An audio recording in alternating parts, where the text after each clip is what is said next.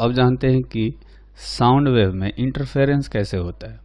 तो जिस तरह से वेव ऑन स्ट्रिंग में इंटरफेरेंस होता था, दो वेव ऑन स्ट्रिंग मिलते थे तो इंटेंसिटी कहीं पर मैक्सिमम होती थी, कहीं पर मिनिमम होती थी। बिल्कुल एग्जैक्टली वैसे ही होता है साउंड के केस में, है ना। एग्जैक्टली वैसे ही है, लेकिन फिर से हम लोग एक बार रिवाइज कर लेते हैं। तो उसमें हमने क्या किया था, पहले कंपोनेंट वेव्स लिए थे। अभी भी हम लोग दो कंपोनेंट वेव्स लेते हैं। कंपोनेंट वेव्स जो हैं, अब हम लोग इक्वेशन जो लिखेंगे वो प्रेशर के टर्म में लिखेंगे, क्योंकि साउंड वेव को मेनली प्रेशर वेव माना जाता है। तो ये हो जाएगा P1 is equal to P0 1 sine omega t minus kx, और जो दूसरा जो वेव है उसको लिखेंगे P0 2 sine omega t minus kx plus phi. ठीक है। तो इंटरफेरेंस के लिए हमें पता है कि हमें सेम फ्रीक्वेंसी लेनी होती है, नहीं, सेम फ्रीक्वेंसी सेम वेवलेंथ लिया जाता है, एम्पलीट्यूड डिफरेंट हो सकता है। तो इस हिसाब से हमने ये वेव लिए हैं। अब इनका जब सुपर पोजिशन कराएंगे तो रिजल्टेंट वेव आएगा। तो जो रिजल्टेंट वेव होगा उसका इक्वेशन हम लिखेंगे P is equal to P1 plus P2, यानी P0 1 sine omega t minus kx plus P0 2 sine omega t minus kx plus phi. ठीक। अब इसको जो है हम लोग लिख सकते हैं P0 sign omega t minus kx plus delta, है ना। ये हमने इस तरह से SHM में भी पढ़ा था, दो SHM का सुपरपोजिशन कराया था। फिर हमने कराया था इंटरफेरेंस में, जब वेव ऑन स्ट्रिंग में इंटरफेरेंस पढ़ रहे थे। तो ये दोनों इक्वेशन जो है दिए गए हैं, इनको ऐड करके हम लोग ऐसा इक्वेशन ला सकते हैं जहां पर where P0 is equal to P0 1 square plus P0 2 square plus 2 P0 1 into P0 2 cos phi जो है इसका स्क्वायर रूट। इस तरह से प्रेशर एम्पलीट्यूड निकाला जा सकता है। ठीक है। और जो इंटेंसिटी होता है वो directly proportional to P0 square होता है, इसलिए जो रिजल्टेंट इंटेंसिटी होगा, resultant intensity of sound wave, ये बिल्कुल जैसे वहाँ पर हमने निकाला था उसी तरह से यहाँ भी कैलकुलेट कर सकते हैं। ये हो जाएगा I1 plus I2 plus 2 root I1 I2 into cos phi. तो रिजल्टेंट इंटेंसिटी जो है वो इतना आ जाएगा। ठीक। अब हमने पढ़ा था कि जो इंटरफेरेंस होता है वो दो टाइप का होता है, तो यहाँ भी दो टाइप का होता है। जो पहला होता है वो होता है कंस्ट्रक्टिव इंटरफेरेंस, है ना। तो कंस्ट्रक्टिव इंटरफेरेंस में क्या होता है, इंटेंसिटी मैक्सिमम होती है ना। तो उस केस में इंटेंसिटी इज मैक्सिमम। तो उसके लिए क्या करते हैं हम लोग कॉस फाई का जो वैल्यू है वो +1 रखते हैं, यानी फाई का जो वैल्यू होता है वो 2n पाई रखा जाता है, और इसलिए जो पाथ डिफरेंस है वो n लैम्डा आता है ना। वहाँ भी हमने यही निकाला था, वही चीज़ यहाँ भी है। तो पाथ डिफरेंस ये हो गया, where n is equal to 0 1 2 3 and so on. ये हो गया। अब इसमें अगर हमें पता करना हो कि मैक्सिमम इंटेंसिटी कितनी होगी, मैक्सिमम एम्पलीट्यूड कितना होगा, तो कह सकते हैं maximum resultant intensity, maximum resultant intensity I is equal to root I1 plus root I2 का होल स्क्वायर, है ना। तो ये जो है ये मैक्सिमम इंटेंसिटी हो गया, है ना। ये हो गया मैक्सिमम इंटेंसिटी। इसको फिर से एक बार लिखते हैं। जो फॉर्मूला हमने वहाँ डिराइव किया था एग्जैक्टली वही फॉर्मूला है मैक्सिमम इंटेंसिटी का। और उसी तरह से अगर एम्पलीट्यूड का मैक्सिमम वैल्यू निकालना हो तो जैसा वहाँ करते थे, प्रेशर एम्पलीट्यूड यहाँ पर दोनों ऐड हो जाएंगे, तो ये मैक्सिमम प्रेशर एम्पलीट्यूड आ गया। ठीक। अच्छा, ये तो तब होता है जब कंस्ट्रक्टिव इंटरफेरेंस हो। जब डिस्ट्रक्टिव इंटरफेरेंस होता है उस केस में क्या होता है, इन destructive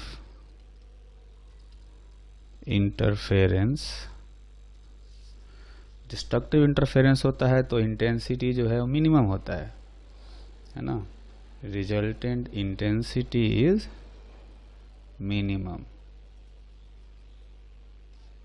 resultant intensity is minimum in case of destructive interference. और उस केस में क्या होता है कि जो कॉस फाई है उसको हम लोग लेते हैं -1, या जो फाई है उसका वैल्यू लेते हैं 2n - 1 into pi, odd multiple of pi लेते हैं फाई का वैल्यू। और जिससे कि जो पाथ डिफरेंस आता है वो होता है 2n - 1 इंटू λ/2। ठीक है। तो यहाँ से एक कंडीशन आ गया कि जब इतना पाथ डिफरेंस हो तो इंटेंसिटी मिनिमम होगी, यानी कि डिस्ट्रक्टिव इंटरफेरेंस होगा। और इस केस में जो मिनिमम इंटेंसिटी होगी, resultant minimum intensity is given by I minimum is equal to, जो हमने वेव ऑन स्ट्रिंग में निकाला था, √I1 माइनस √I2 का होल स्क्वायर, है ना। ये हो गया मिनिमम इंटेंसिटी। इसको एक बार फिर से चाहे तो लिख सकते हैं, अदरवाइज इसको जो है एग्जैक्टली वही है √I1 माइनस √I2 का होल स्क्वायर। ठीक है। अब जो है ये तो रिजल्टेंट इंटेंसिटी हो गई जो कि मिनिमम होती है। उसी तरह से जो मिनिमम एम्पलीट्यूड होता है, मिनिमम प्रेशर एम्पलीट्यूड, ये होता है P0 minimum is equal to P01 minus P02। इसका हमेशा हम लोग मॉड लेते हैं। मॉड इसलिए लेते हैं क्योंकि एम्पलीट्यूड कभी निगेटिव नहीं होता। ठीक है। तो जो हमने वेव ऑन स्ट्रिंग में पढ़ा था सारा जो है बिल्कुल वैसे ही थ्योरी है यहाँ भी, बस हम लोग इक्वेशन जो है प्रेशर वेव के टर्म में लिख रहे हैं, है ना। तो अब जो है हम लोग एक क्वेश्चन करते हैं ना। तो देख सकते हैं हमने एक फिगर बनाया है। इस फिगर में देखेंगे कि एक सोर्स है ना, और सोर्स से जो साउंड निकल रहा है एक पाइप से होकर के यहाँ पर इसमें इंटर करेगा। और ये जो पाइप है ये दो पार्ट में डिवाइड हो गया बीच में जाकर के। एक तो है कि सीधा जा रहा है ऐसे, और एक पार्ट है जो सेमी सर्कुलर है, इसमें ऐसे। तो जो साउंड इस सोर्स से निकलेगा वो यहाँ तक तो आएगा और इसके बाद ये दो पार्ट में बढ़ जाएगा, कुछ इधर और कुछ इधर, ठीक। और दोनों साउंड जो है फिर से यहाँ पर मिलेंगे।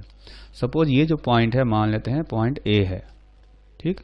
तो अगर साउंड सोर्स है वो वेवलेंथ लैम्डा का साउंड इमिट करता हो, if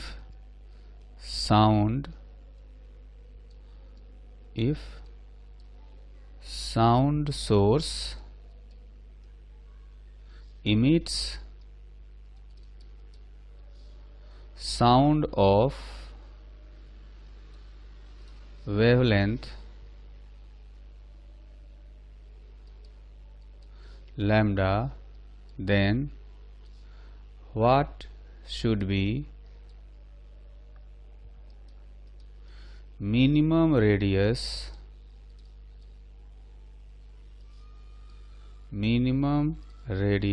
of semicircular part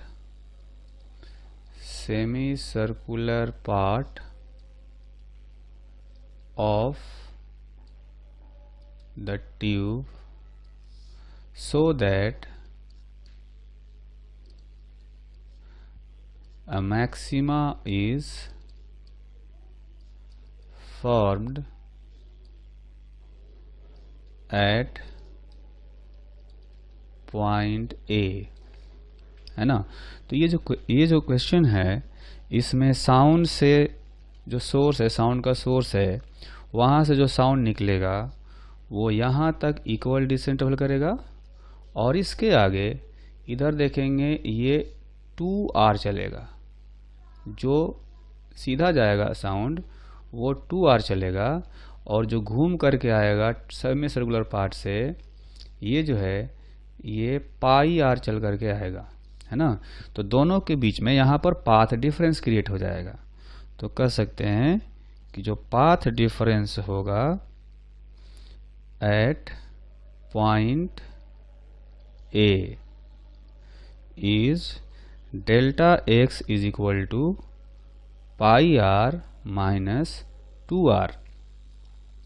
pi r हो गया जो सेमी सर्कुलर पार्ट से जाएगा और 2r होगा जो कि सीधा चल के जाएगा।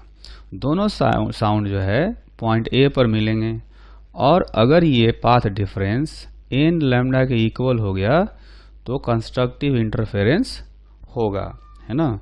इसका मतलब ये हुआ कि r का जो वैल्यू है वो हो जाएगा n lambda by pi minus 2, है ना, जहाँ पर n का वैल्यू 0, 1, 2, 3, 4 एंड सो ऑन ऐसे रखा जा सकता है, ठीक है।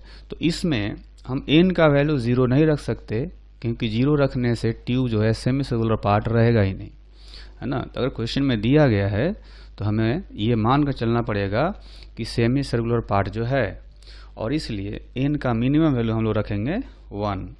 तो n का वैल्यू मिनिमम 1 रखने से क्या होगा कि जो r है ये भी मिनिमम हो जाएगा। तो कहा जा सकता है कि जो मिनिमम रेडियस होगा वो हो जाएगा lambda divided by pi minus 2 ना। तो ये हो गया इस पार्ट का, इस क्वेश्चन का आंसर। तो अब एक क्वेश्चन करेंगे। इस क्वेश्चन में देखेंगे कि हमें दो सोर्सेज दिए गए, एक साउंड का सोर्स है S1 और दूसरा सोर्स है S2।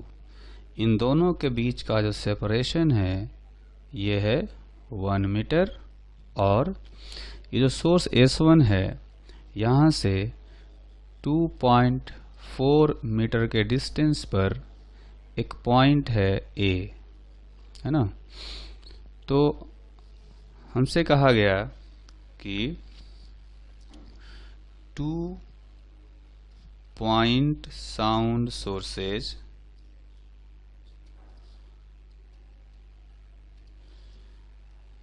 each of power 25 pi watt and frequency 850 hertz are 1 meter apart. The sources are coherent. Then find phase difference. Find phase difference between the two waves. Between the two waves at point A ना, point A पर दोनों waves मिलेंगी तो इनके बीच का phase difference क्या होगा। और दूसरा है the resultant intensity of sound wave eight point ए। ठीक, तो अगर हम फिगर में देखें तो एक डिस्टेंस जो है ये है 2.4 है ना, ये है 2.4 मीटर। तो ये वाला जो डिस्टेंस हो जाएगा ये हो गया 2.4 का स्क्वायर प्लस 1 स्क्वायर और इसका रूट, ये आएगा 2.6 मीटर। ठीक है, तो S1 S2 से जो वेव चल के जाएंगे पॉइंट ए के पास, उनके बीच में जो पाथ डिफरेंस होगा वो होगा 2.6 माइनस 2.4 है ना। तो जो पाथ डिफरेंस होगा, path difference at point A is equal to delta x is equal to 2.6 minus 2.4। तो इससे जो है कुल मिलाकर के जो पाथ डिफरेंस है वो आ गया 0.2। तो पाथ डिफरेंस है 0.2 मीटर। ठीक, अब जो है इसमें हम लोग अगर वेवलेंथ निकालेंगे, देखेंगे कि जो स्पीड है, इस क्वेश्चन में स्पीड ऑफ साउंड भी दिया गया है। स्पीड ऑफ साउंड वेव यह है 340 मीटर पर सेकेंड। तो इससे हम लोग क्या कर सकते हैं कि फ्रिक्वेंसी दिया हो और स्पीड दिया हो तो हम लोग वेवलेंथ कैलकुलेट कर सकते हैं। और जो वेवलेंथ आएगा वो हो जाएगा lambda is equal to V divided by n, 340 divided by 850, यह आ जाएगा 0.4 मीटर। ठीक, तो अगर हमें पाथ डिफरेंस पता हो तो फेज डिफरेंस कैलकुलेट करने का जो रिलेशन होता है वो होता है delta phi is equal to delta phi is equal to k into delta x. K का वैल्यू होता है 2 pi by lambda into delta x. तो 2 पाई बाई लैम्डा का वैल्यू आया है 0.4 और डेल्टा एक्स का वैल्यू यहाँ से 0.2। तो ये कुल मिलाकर के आ गया पाई। तो कह सकते हैं कि यहाँ पर जो फेज डिफरेंस है वो पाई है। ठीक, ये तो क्वेश्चन का पहला पार्ट हो गया। अब आते हैं दूसरे पार्ट पे। ठीक, तो दोनों ही ये जो है सोर्स जो है ये पॉइंट सोर्स है। तो पॉइंट सोर्स के कारण से ए पर जो इंटेंसिटी होगी है ना, S1 के कारण से इंटेंसिटी निकालेंगे तो हमें पता है W/4 पाई R स्क्वायर होता है ना। यहाँ पर W है जो है W का वैल्यू दिया गया है 25 पाई डिवाइडेड बाई 4 पाई इंटू 2.4 का होल स्क्वायर। उसी तरह से ये जो सोर्स S2 है इसके कारण से A पर इंटेंसिटी निकालेंगे जो कि 2.6 मीटर का डिस्टेंस पर होगा, तो निकालेंगे W divided by 4 pi into 2.6 का होल स्क्वायर। यहाँ पर जो W है, ये W जो है वो है 25 पाई, है ना। तो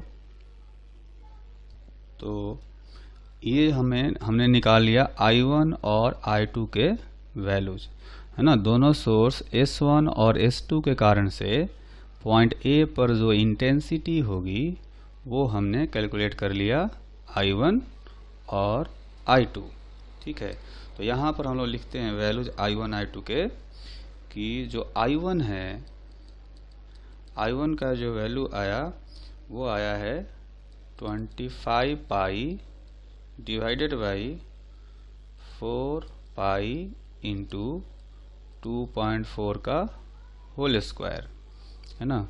उसी तरह से जो I2 है, I2 का वैल्यू आया है 25 पाई डिवाइडेड बाई 4 पाई इंटू 2.6 का होल स्क्वायर, ठीक है। तो अगर हमें रिजल्टेंट इंटेंसिटी निकालना हो तो रिजल्टेंट इंटेंसिटी का जो फॉर्मूला होता है ना, उसको हम लोग अप्लाई करेंगे। रिजल्टेंट इंटेंसिटी होता है I1 plus I2 plus 2 root I1 I2 into cos phi, ठीक है। तो यहाँ पर देखेंगे हमें I1 पता है, I2 पता है, और जो फाई है ये फाई भी हमें पता है, ठीक है। तो ये तीनों का वैल्यू जो हम लोग रखेंगे I1 I2 का,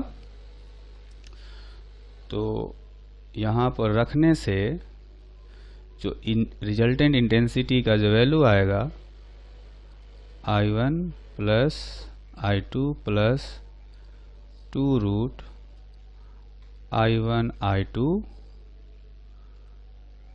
कॉस पाई, तो देखेंगे ये हो जाएगा root I1 minus root I2 का होल स्क्वायर, ठीक है, ये आएगा। और यहाँ से हम लोग देख सकते हैं कि जब वैल्यू रखेंगे I1 I2 का जो वैल्यू है, तो इससे आंसर आ जाएगा अपना 25 डिवाइडेड बाई 312 का होल स्क्वायर, है ना। तो यही जो है उस पॉइंट A पर रिजल्टेंट इंटेंसिटी हो गया। ये जो पॉइंट A है, यहाँ पर रिजल्टेंट इंटेंसिटी इतना आ जाएगा। तो जब कोई साउंड किसी ऑब्स्ट्रक्शन से रिफ्लेक्ट होकर के हमें दोबारा सुनाई देता है तो उसको हम लोग इको कहते हैं, है ना। When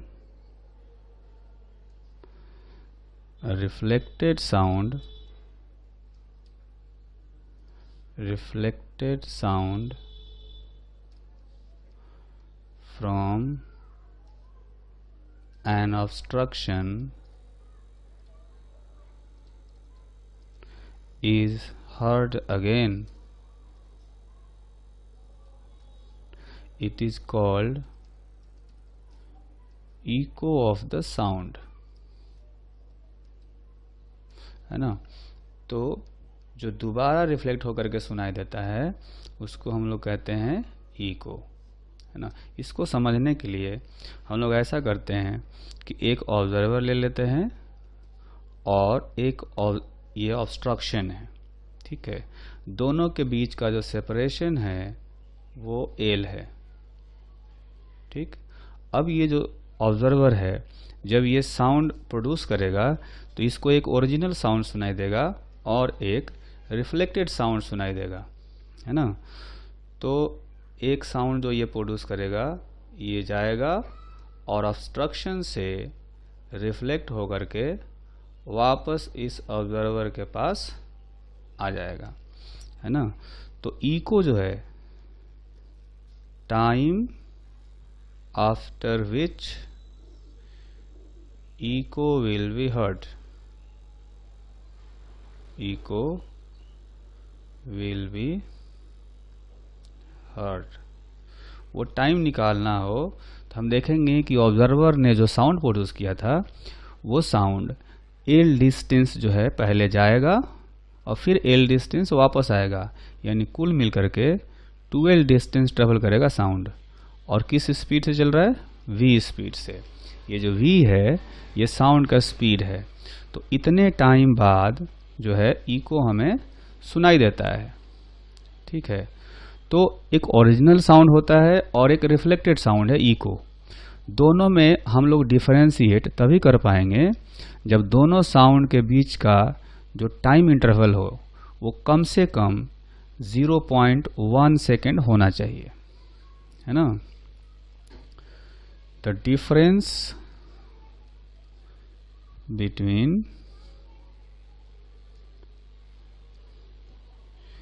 original sound and echo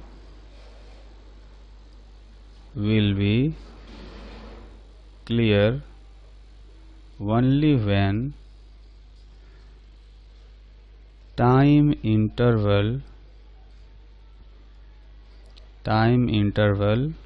between these two sounds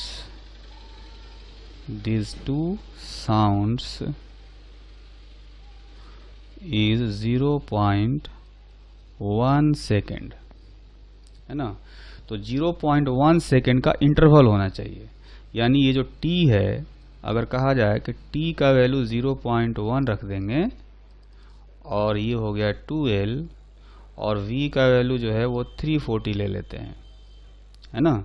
तो यहाँ से हम लोग देख सकते हैं कि जो l है वो आ जाएगा 17 metre.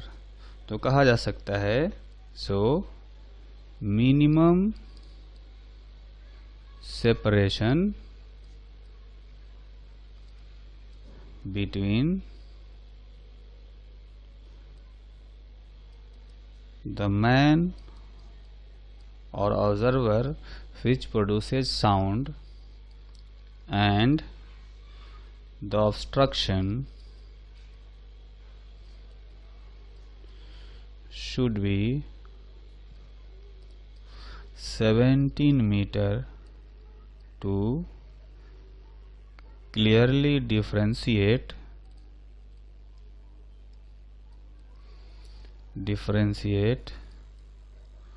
between original sound and echo of the sound, है ना। तो दोनों में डिफरेंशिएट करने के लिए ये जो डिस्टेंस है सोर्स, ये जो सोर्स हो गया या ऑब्जर्वर कर लें और ये ऑब्स्ट्रक्शन है, इनके बीच का मिनिमम सेपरेशन 17 मीटर होना चाहिए, तब जाकर के, या 17 मीटर से ज़्यादा होना चाहिए, है ना। तो ज़्यादा भी होगा तो हमें दोनों साउंड क्लियर डिफरेंट अलग अलग टाइम पर सुनाई देंगे, है ना। अच्छा, तो जब रिफ्लेक्शन होता है तो क्या क्या चीज़ें चेंज होती हैं, अभी हम लोग ये जानने की कोशिश करते हैं। तो उसमें कुछ पॉइंट्स लिखते हैं। जैसा कि हमने वेव ऑन स्ट्रिंग में पढ़ा था कि जब वेव रिफ्लेक्ट होता है डेंसर मीडियम से तो उसका फेज जो है पाई से चेंज हो जाता है, ठीक है। तो हम लिखेंगे for displacement wave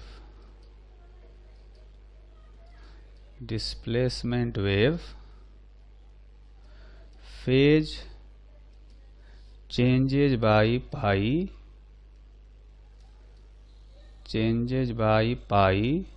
when sound is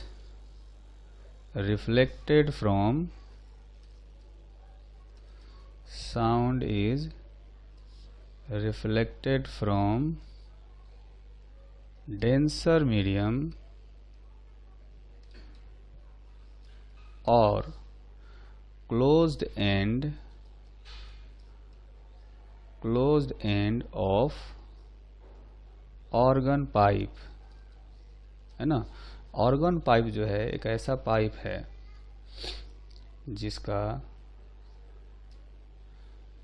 जिसके अंदर एयर कॉलम वाइब्रेट करता है।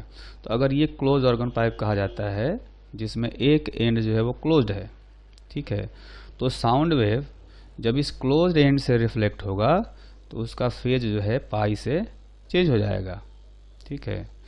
अच्छा, जो दूसरा पॉइंट है इसमें वो है कि phase do not change when sound wave is reflected from rarer medium or open end of organ pipe, ठीक है। तो ये ओपन एंड है इस ऑर्गन पाइप में। जब यहाँ से डिस्प्लेसमेंट वेव रिफ्लेक्ट होता है तो उसका जो फेज है वो चेंज नहीं होता है। यहाँ पर हम ध्यान रखेंगे कि हम लोग डिस्प्लेसमेंट वेव की बात कर रहे हैं, है ना। डिस्प्लेसमेंट वेव की बात कर रहे हैं, अभी प्रेशर वेव की बात नहीं कर रहे हैं। डिस्प्लेसमेंट वेव हमने वहाँ साउंड वेव ऑन स्ट्रिंग में भी देखा था, तो वहाँ तो सिर्फ डिस्प्लेसमेंट वेव ही था। तो उसमें भी फेज पाई से चेंज होता था जब वेव जो है डेंसर मीडियम से रिफ्लेक्ट होता था, और फेज नहीं चेंज होता था, डू नॉट चेंज, जब रेयर मीडियम से रिफ्लेक्ट होता था, है ना। तो ये डिस्प्लेसमेंट वाला जो केस है बिल्कुल वैसा ही है जैसा वेव ऑन स्ट्रिंग में हमने पढ़ा था, लेकिन साउंड को मेनली जो है प्रेशर वेव माना जाता है, और प्रेशर वेव में जो है केस बिल्कुल उल्टा हो जाता है ना। तो प्रेशर वेव के केस में क्या होता है वो हम अभी जानते हैं। फॉर प्रेशर वेव, इसमें भी दो पॉइंट हम लोग लिखेंगे, है ना। तो पहला पॉइंट लिखेंगे when pressure wave is reflected from a denser medium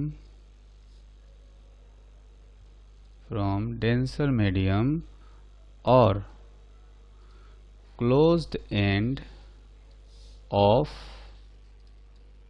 organ pipe,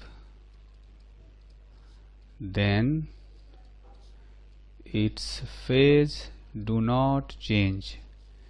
Its phase do not change. तो ये जस्ट उल्टा हो गया, है ना।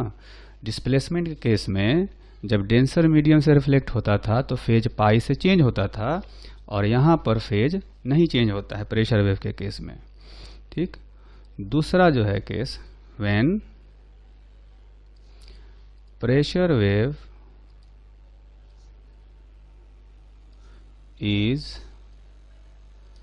रिफ्लेक्टेड फ्रॉम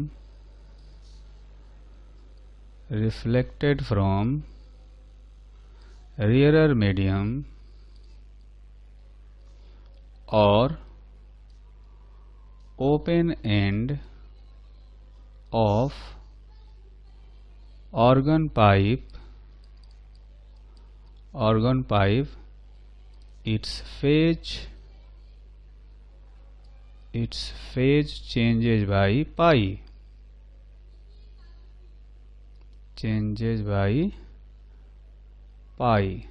है ना।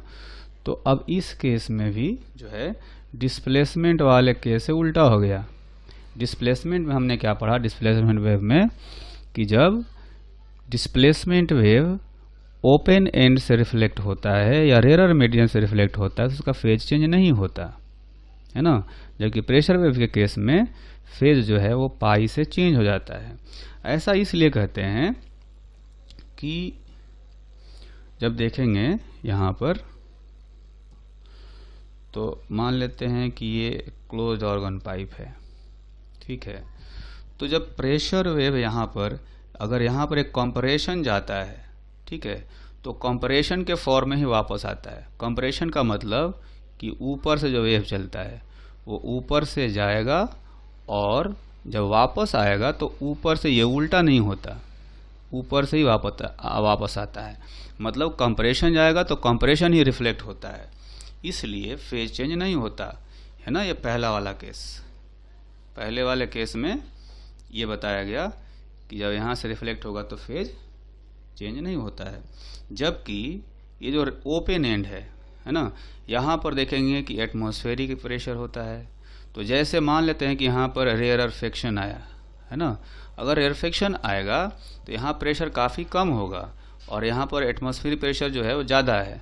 तो ये क्या करेगा, यहाँ से एक फोर्स लगाएगा तो ये जो रेयरफेक्शन है ये कंप्रेशन में बदल जाएगा, ठीक है।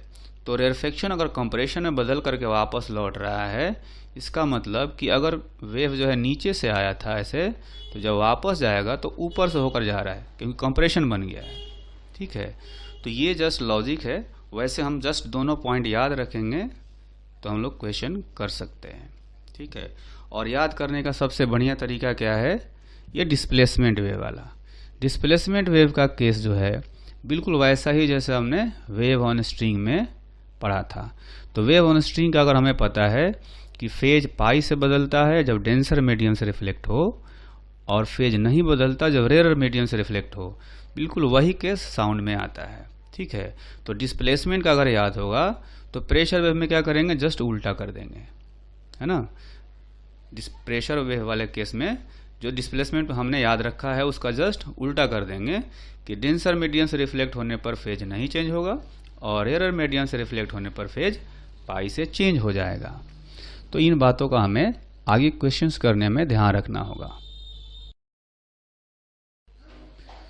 तो इको पर बेस्ड एक एग्जाम्पल करते हैं, है ना। तो example is a man standing between two vertical walls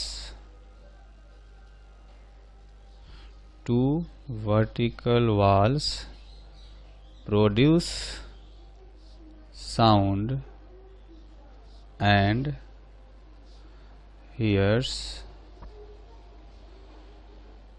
the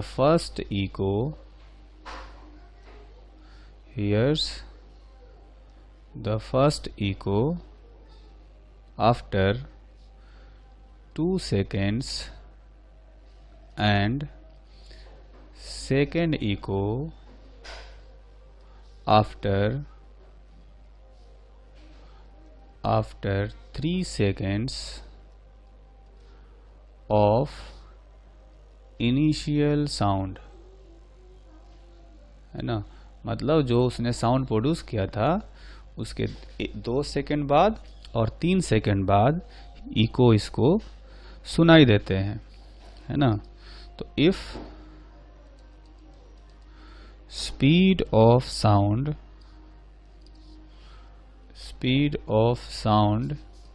is 330 metre per second, then find the separation between the two vertical walls. Separation between the two vertical walls, है ना। तो अगर हम एक फिगर बनाएं तो एक वाल जो है मान लेते हैं कि यहाँ पर है और जो दूसरा वाल है वो यहाँ पर है, ठीक। ऑब्जर्वर जो है वो बीच में कहीं पर खड़ा है, सपोज यहाँ पर ऑब्जर्वर खड़ा है, ठीक। तो इस ऑब्जर्वर से जो दोनों वाल हैं वो डिफरेंट डिस्टेंस पर मान लेते हैं। सपोज यहाँ से ये L1 डिस्टेंस हो गया और जो दूसरा वाला वाल है वो सपोज L2 डिस्टेंस पर है, ठीक। तो इसको जो पहला इको सुनाई देगा वो लेफ्ट वाले वाल से टकराकर सुनाई देगा, क्योंकि नज़दीक दिख रहा है ना। तो फर्स्ट इको जो है वो सुनाई देना चाहिए 2L1/V टाइम बाद, है ना। और जो दूसरा इको है वो 2L1 इसलिए यहाँ पर आया कि साउंड यहाँ जाएगा फिर वापस आएगा, तो 2L1 ट्रेवल करेगा V स्पीड से। उसी तरह से जो दूसरा इको है वो उसके लिए जो साउंड है वो L2 गया होगा और फिर L2 वापस भी आया होगा, तो T2 हो जाएगा 2L2/V। ठीक है, तो T1 जो है हमें 2 सेकंड दिया गया है और T2 जो है वो 3 सेकंड दिया गया है। तो अगर दोनों टाइम को हम लोग ऐड कर दें 2 + 3 means T1 + T2 is equal to 2L1/V plus 2L2/V।